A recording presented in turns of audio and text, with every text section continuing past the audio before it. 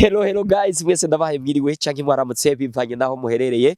Izina ni ryari ndisinirwa ndivuga ukundi. Ariko ndababwira yuko nongeye gufata isuka ya industry nkabanje gukora ibidasanzwe ivyananiye babandi bose bari baje gukina muri ca kibuga canje. Ndakumenyesha yuko ari Henko TV, cugenda ugire subscribe, share na comment. Ahasigaye ndakuhereze ibintu bishasha kandi bitagase. Wewe ukeneye gukora publicité, wewe ukeneye gukora ikiganiro, ukeneye kumenyekanisha ibintu vyawe biciye muri video, mu majwi, ca witura Henko. Ifise service nyinshi. Hariho Henko Sound, wumvise sound urumva yuko ari ibikorwa bijanye n'amajwi vyose.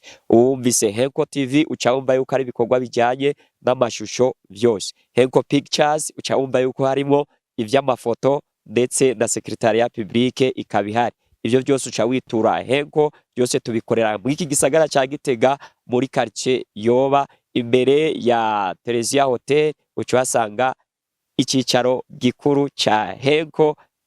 Ivyo byose ubikeneye baca bakwereka aho uca kugira ngo tugutunganirize. Ndabakunda cyane gose, ucugira subscribe na share na comment kugira ngo twirire umunyenga. Ciao ciao.